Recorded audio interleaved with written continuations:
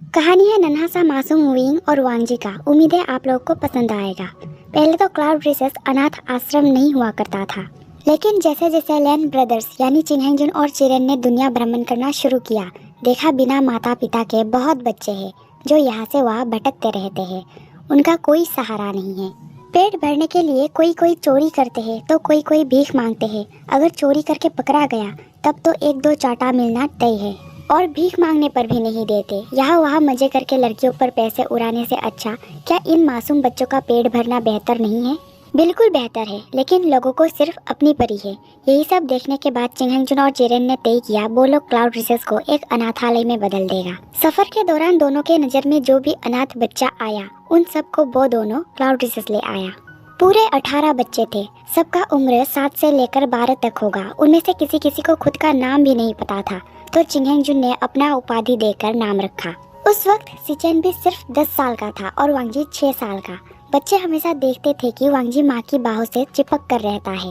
पहले तो madam Lan दूसरे बच्चों के साथ अच्छे से नहीं जुड़ पाए, लेकिन वक्त के साथ साथ अब वो सारे बच्चों की माँ बन चुकी थी। अच्छे खाना पीना, अच्छे कपड़े, साथ ही शिक्षा भी क्लाउड प्रिंसेस में ही होता है। 12 साल के बाद 19 साल तक जेंडर का पता चल जाता है।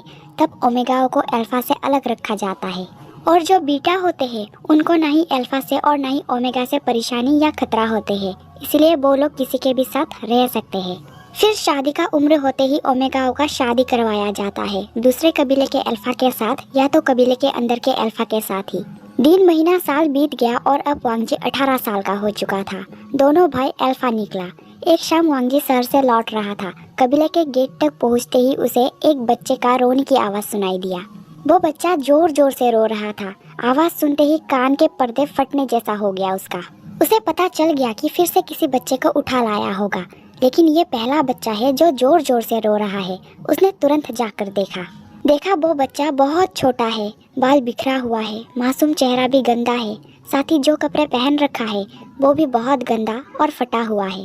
पैर में जूते भी नहीं है। वह मासूम बस यहाँ वहाँ देखते हुए रोए ही जा रहा है। साफ पता चल रहा है कि उसका नज़र किसी को ढूंढ रहा है। जिस आंखों ने अभी तक पूरा दुनिया नहीं देखा, वो आंखें रो रो कर लाल पड़ गया है। बाकी के बच्चे नन्हे जान को देखे ही जा रहे थे।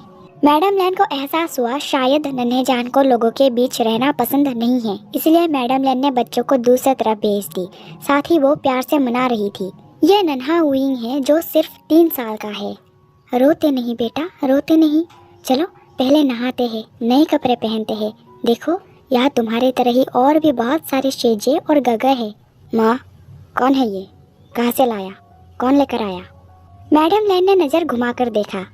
ओह, तुम आ गए। तुम्हारा पिताजी लेकर आया। अब उन्हें ही पता होगा कहाँ से लाया। इतने जोर जोर से रो रहा है कि कबीला के बाहर तक आवाज़ जा रहा है। मैडम लैन ने नन्हे जान को दासियों से ले जाने कही और दासियाँ लेकर चली गई। वांगजी, क्या तुम गुस्सा हो? वो बहुत शोर कर रहा है। वो बहुत छोटा भी है, शायद माता पिता से अलग हो गया है वो। पिताजी और शोशो कहीं से भी किसी को भी उठा कर लाते हैं और आपके हाथ में थमा देते हैं। वो दोनों खुद ही जिम्मेदारी क्यों नहीं लेते? मैडम लैन सिर थपथपाने लगी। ऐसा नहीं है वांगजी, बच्चों के खाने पीने, पहनने और पढ़ाई का जिम्मेदारी तो उन दोनों के ऊपर ही है ना।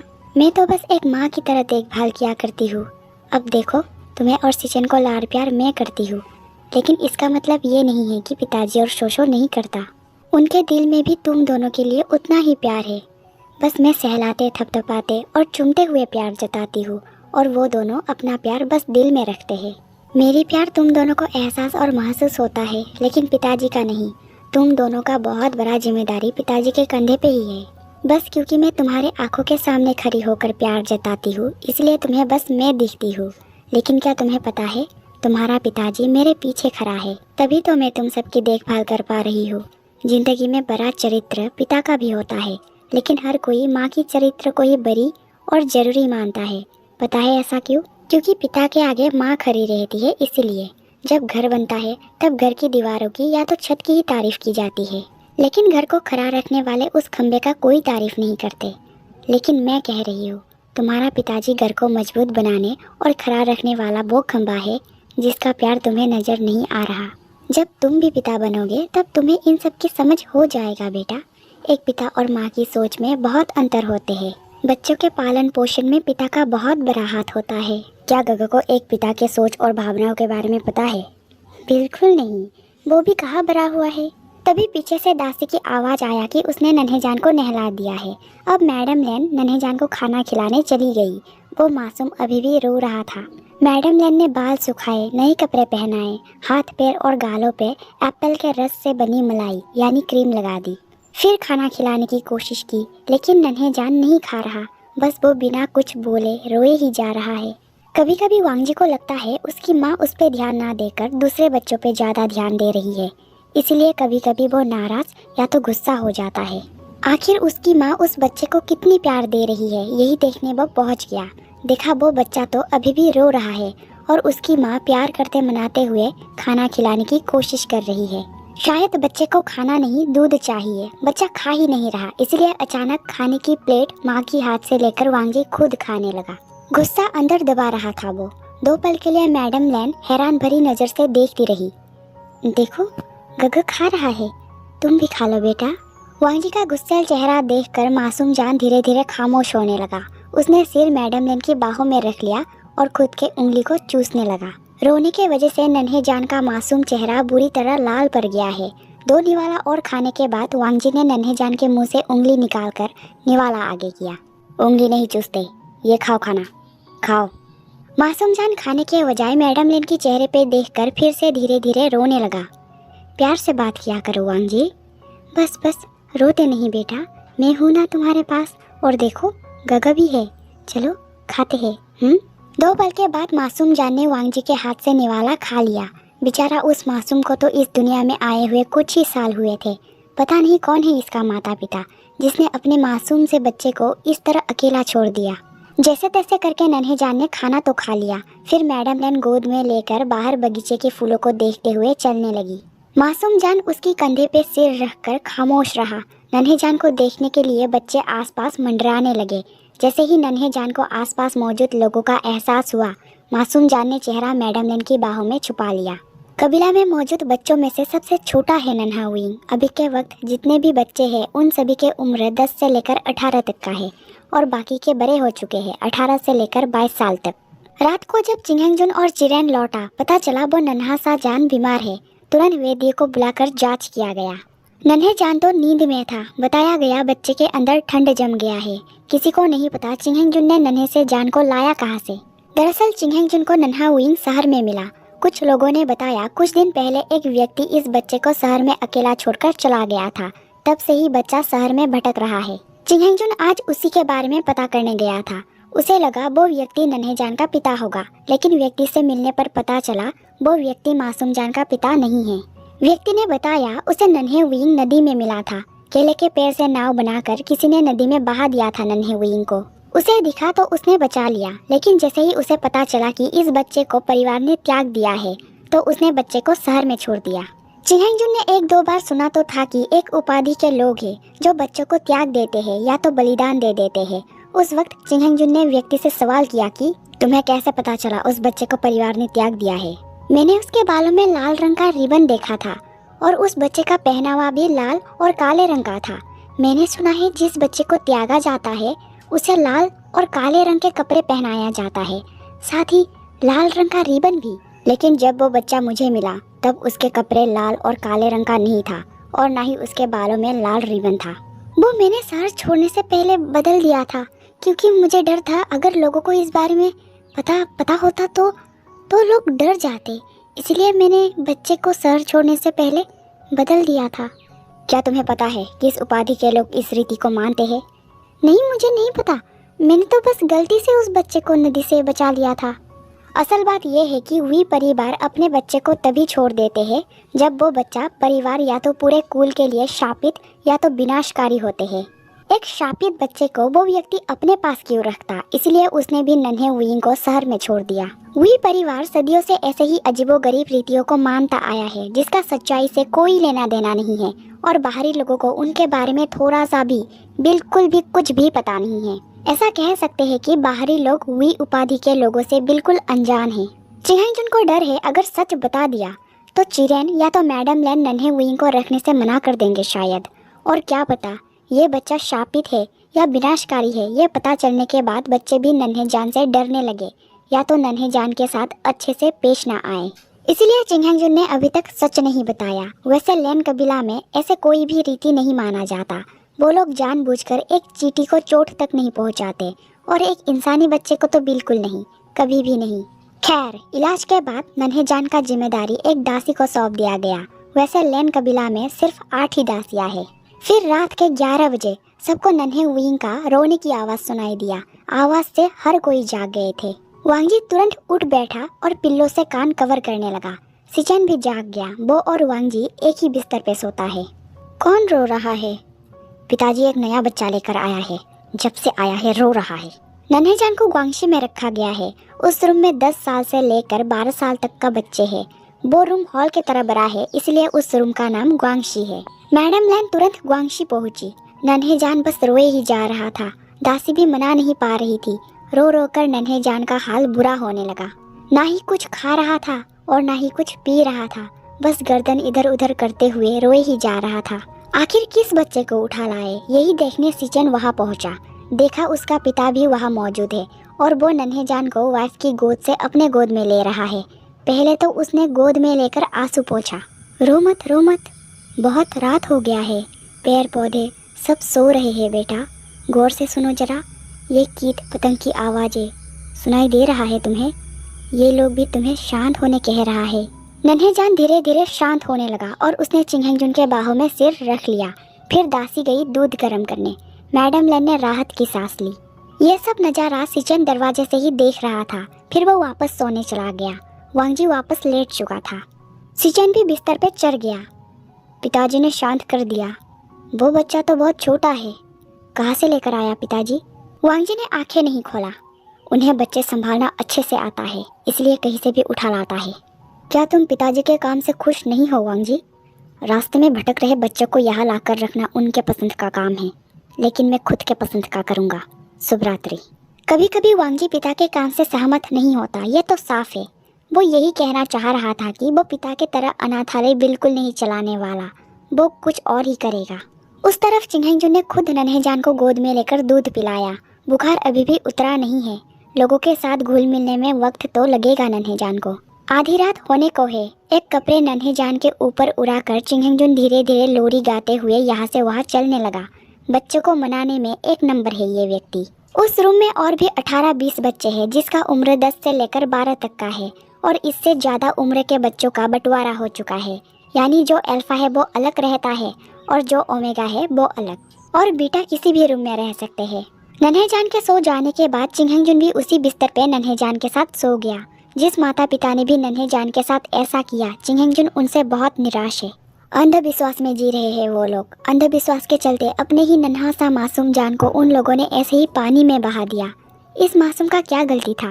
खैर, चिंगहेंजुन ऐसे गिरे हुए सोच रखकर अंधविश्वास के रास्ते चलने वाले माता पिता को कभी नहीं ढूंढेगा। अगले सुबह मासूम जान का बुखार थोड़ा कम हुआ। रात को सोते वक्त उसके साथ जो व्यक्ति था, अब सुबह वो व्यक्ति नहीं है। दासी नन्हे जान को ले जाकर फ्रेश करने की कोशिश कर रही थी, लेकिन नन्हे जान ना ही बिस्तर से उतर रहा था और ना ही खुद को छूने दे रहा था। जैसे ही दासी हाथ आगे करती है, नन्हे जान हाथ पे मारकर खिचकते हुए पीछे हो जाता है। नन्हे जान उस व्यक्ति यानी चिंगहेंजुन को ढूंढ रहा है जो बीते रात को उसके साथ था। फिर मैडम लैन पहुंची। उसने भी लार प्यार करते हुए गोद में लेने की कोशिश की, लेकिन नन्हे जान ने उसके साथ भी वैसा ही किया जैसा दासी के साथ कर रहा था। नन्हे जान के हरकतों को देखकर सारे बच्चे हंसने लगे। नन्हे जान गर्दन झुकाकर नीचे नज़र से सबको देखने लगा। दूसरों को क्या पता वो नन्हा सा मासूम जान कितना उदास और दुख में है। फिर वहाँ चिंगहेंजुन पहुँचा। वो नहाने गया था। बिस्तर पे बैठकर उसने नन्हे जान को छूने के लिए हाथ आगे किया, लेकिन बिना देखे नन्हे जान हाथ पे मारने लगा। बाव बाव, ये मैं हूँ। बाव बाव खरगोश के बच्चे को कहा जाता है। थूजी यानी खरगोश। खरगोश के बच्चे को शाउ थूजी भी कहा जा सकता है, लेकिन जैसे केट के बच्चे को किटन बोलते हैं, वैसा ही खरगोश के बच्चे को बाव बाव कहा जाता है। नन्हे जान ने तुरंत गर्दन उठाकर देखा। अरे, ये तो वही व्यक्ति है जिसे उसका नज़र ढूंढ रहा था। वो तुरंत गोद में चढ़ गया। मुस्कुराते हुए चिंगहेंजुन लेकर चला गया। मैडम लैन कहने लगी, लगता है वो उन्हें ही ढूंढ रहा था। सबके लिए नाश्ता बन चुका था। मैडम लैन ने नन्हे जान के लिए दलिया बनाने कही, क्योंकि नन्हे जान को अभी भी थोड़ा बुखार है। नाश्ते के वक्त वांगजी ने देखा वो बच्चा उसके पिता के गोद में बैठा है और दूध के बोतल से दूध पी रहा है। वक्त वक्त पे दूध के बोतल को घुमा घुमा कर देखने लगता, उसके बाद फिर से पीने लगता। नाश्ता कर रहे बच्चे नन्हेजान को देखकर छुप छुप कर हंस रहे थे। मौजूद लोग देखकर ये समझ गया कि वो मासूम सिर्फ चिंगहेंजुन के साथ ही कंफर्टेबल है। उसे चिंगहेंजुन के अलावा हर कोई अनजान लगता है। पूरा दिन वो चिंगहेंजुन के साथ ही रहा। जैसे ही वो देखता है कि दूसरे बच्चे उसके तरफ आ रहा है, वो तुरंत चिंगहेंजुन के आड़ में छुप जाया और बाहों में चेहरा छुपा लिया करता है। बीच बीच में नन्हेजान ने वांगजी को भी देखा जो उसे घूरा करता है। नन्हेजान को याद है कि उसने वांगजी के हाथ से खाना खाया था। 3 दिन ऐसे ही बीत गया, लेकिन नन्हा विंग चिंगहेंजुन के अलावा किसी के साथ नहीं रहता, न ही वो बात किया करता है। लोगों को लगने लगा है कि वो बात नहीं कर सकता। नन्हेजान का पहचान जो भी था, लेकिन अभी चिंगहेंजुन ने उसका नाम तूजी रख दिया है, जिसे वो बाओ बाओ भी बुलाया करता है। आज उसे बाहर जाना था, लेकिन नन्हेजान रोने लगा। चिंगहेंजुन काम के वजह से बाहर जा रहा है, इसलिए वो नन्हेजान को साथ नहीं ले जा सकता। मैडम लैन और वो खाना खिलाने की कोशिश कर रहे थे, लेकिन मासूम जान नहीं खा रहा। उसे डर है अगर उसने खाना खाया तो चिंगहेंजुन उसे छोड़कर चला जाएगा। उधर प्रवेश द्वार में चिरेन चिंगहेंजुन के इंतजार में था। उसने वांगजी से कहा जाकर चिंगहेंजुन को जल्दी आने बोले। जैसे ही वांगजी पहुंचा, देखा वो बच्चा उसके पिता को छोड़ ही नहीं रहा, छोड़कर चला जाएगा। इसी डर से बच्चे ने कस गले लगाकर पकड़ रखा है। यहाँ तक किसी का चेहरा भी नहीं देख रहा, और जो भी उसे चिंगहेंजुन के गोद से लेने की कोशिश कर रहा है, उसे बिना देखे नन्हेजान मारने लगता है। मैं बाओ बाओ के लिए मिठाई लाऊंगा, मिठाई लाने जा रहा हूँ मैं। यहाँ बहुत सारे शेजे और गगा है, उनके साथ खेलो बाओ। यूँ जाकर यूँ ही आ जाऊंगा मैं। पिताजी, शोशो ने जल्दी बुलाया है, उसे बोलो वो पहले जाए, मैं आ रहा हूँ। वांगजी को नन्हेजान से थोड़ा तो चिढ़ हो रहा था। उसने तुरंत नन्हेजान को अपने गोद में खींचते हुए ले लिया और नन्हेजान बिना आंखें खोले जोर से रोने लगा। वांगजी, बच्चों के साथ प्यार से पेश आना चाहिए बेटा। शोशो आपका इंतजार कर रहा है, आप जाइए। चिंगहेंजुन कुछ कहने ही वाला था, लेकिन उससे पहले ही जांगफू, आप जाइए, मैं समझा दूंगी उसे। वो हस्बैंड को पकड़ के बाहर ले जाने लगी। आप चिंता मत कीजिए, छोटे बच्चों के साथ किस तरह पेश आना चाहिए ये मैं वांगजी को समझाऊंगी, बाओ को भी मना लूंगी। अब आप जाइए। चिंगहेंजुन चला गया और मैडम लैन ने नन्हेजान को मनाकर खाना खिलाने की कोशिश की। उस दिन वांगजी के हाथ से खाना खाया था, इसलिए मैडम लैन वांगजी को खिलाने कहने लगी। वांगजी का गुस्सैल चेहरा देखते ही नन्हेजान जोर से ना रोकर धीमी आवाज में रोने लगा और धीरे धीरे खिला रहे निवाला को खा लिया। वो मैडम लैन की गोद में बैठा था और वांगजी खाना खिला रहा था। इतने लाड प्यार करने के बाद भी उसे बस चिंगहेंजुन ही चाहिए। लेकिन अब वो धीरे धीरे मैडम लैन और वांगजी के साथ भी कंफर्टेबल हो जाएगा। वो धीरे मैडम लैन की गोद से खड़ा हो गया और धीरे धीरे करीब जाकर उसने वांगजी को गले लगा लिया। अब वो वांगजी के साथ रहना चाहता है। वांगजी तो अलग करने वाला था, लेकिन मैडम लैन ने इशारों में मना किया, क्योंकि धीरे धीरे नन्हेजान के डर को दूर करना है। सबके तरह वो भी खुश रहे, कंफर्टेबल रहे, यही तो चाहिए। अगर जिसके साथ कंफर्टेबल हो रहा है वो भी उसके साथ गुस्से से पेश आने लगे, तो वो और ज़्यादा डर जाएगा और कभी भी कंफर्टेबल नहीं हो पाएगा। माँ की बात मानकर वांगजी ने नन्हेजान को गोद में बिठा लिया और खिलाने लगा। अब से जब भी चिंगहेंजुन नहीं होता है, तब नन्हेजान को वांगजी चाहिए। ना चाहते हुए भी वांगजी को लेना पड़ता है। वो सोचा करता है, ये बच्चा तो गले ही पड़ गया। रात को भी नन्हेजान सबके साथ ग्वांगशी में तभी सोता है जब चिंगहेंजुन भी वही सोता है, वरना वो नहीं सोता, रोने लगता है। अभी वो मासूम बहुत छोटा है, इसलिए कुछ दिनों से मैडम लैन उसे अपने साथ ही सुलाने लगी है। वो मासूम चिंगहेंजुन मैडम लैन और वांगजी के साथ तो रहता है अब, लेकिन अब भी वो बात नहीं करता और न ही दूसरों के साथ खेला करता है। इस पार्ट को सुनने के बाद आगे की स्टोरी लाइन कल्पना कर ही लिया होगा, लेकिन शायद ये स्टोरी लाइन उस पटरी में नहीं चलने वाला। आगे हम ऐसे विंग को देखने वाले हैं जो वावा, मोमो और जिनलिंग की तरह बात करेंगे। उम्मीद है ये पार्ट अच्छा लगा होगा और आगे की पार्ट सुनने के लिए आप लोग उत्सुक होंगे।